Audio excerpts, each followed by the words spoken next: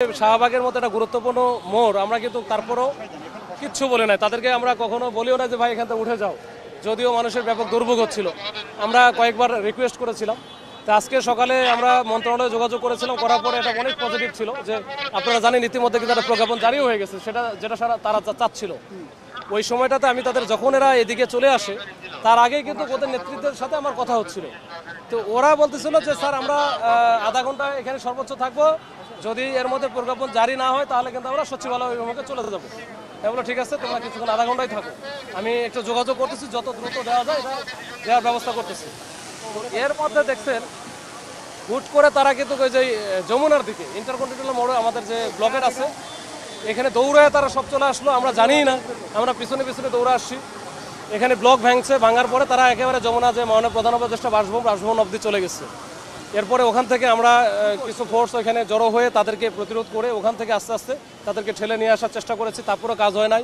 এরপর আমরা water Canon নিয়ে এসে পানি মেরে হালকা ডিসপার্স আমরা করেছি, করার পর ওখান থেকে নিয়ে আসা পরে যে এখানে এখন হচ্ছে ব্লকের বাইরে চলে আসছি, এরা এখানে অবস্থান নিচ্ছে। আমাদের বেশ কয়েকজন গুরুতর আহত হয়েছে, তারা প্রচুর ইট মারছে। আর ওই যে তাদের কাছে যে হেক্সা চাকু টাইপের ছিল, এটা কয়েকটা জায়গায় আমাদেরকে মারার কারণে আমাদের কয়েকটা ছেলেপেলে কিন্তু এখন গুরুতর আহত। এবং আমার এখানে দেখছেন যে আমার এখানে ব্যাপক আকারে মানে লাগছে, আমি যেহেতু সামনে ছিলাম তো ইচ্ছামতো মারছে, তো তাদেরও আহত হতে পারে। ওইখানে অনেকেই কিন্তু তাদের পিছন থেকে ঢিল মারতেছে, তারা অনেকে মাঝখানে এসে মিডল মানে আমাদের সমাধান করার চেষ্টা করতেছিল, ওদের মধ্যেও তাদেরও কিন্তু লাগছে। পুলিশের কতজন আহত হয়েছে সেটা জানতে পেরেছেন কিনা, বা আন্দোলনকারী আর কেউ আটক আছে কিনা?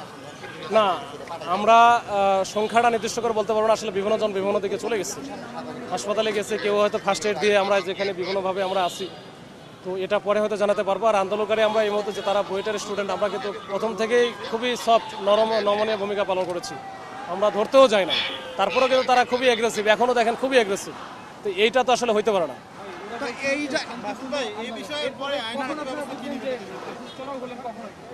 শান্তিপূর্ণ আন্দোলন কখন থাকে, যে আমাদের ব্লকের ভিতরে যখন একেবারে যমুনার মাননীয় প্রধান উপদেষ্টা বাসভবনের উপরে ঢুকে যায় তখন কি আর শান্তিপূর্ণ থাকে? না, এখানে তো একটা বারবার হচ্ছে ডিএমপি থেকে, স্বরাষ্ট্র মন্ত্রণালয় থেকে, পুলিশের কোয়ার্টার থেকে নিষেধাজ্ঞা 144 জারি করা আছে। সেই ক্ষেত্রে বিধানটা আসলে কি? বিধান হচ্ছে এখানে আসতে পারবে না, কিন্তু তারপরেও তারা হচ্ছে স্টুডেন্ট যেহেতু তারা বারবার যে জোর করে আসতে চায়, এখন তারপরেও আমরা অনেক সময় আমরা বাস্তবতা বিবেচনা করে আমরা কিন্তু খুব সফটলি হ্যান্ডেল করি। কিন্তু এখন মানে প্রধান উপদেষ্টার বাসভবনে যদি যায় সেক্ষেত্রে আসলে তো আমাদের আর কিছু করার থাকে না, এখানে আমাদের তাহলে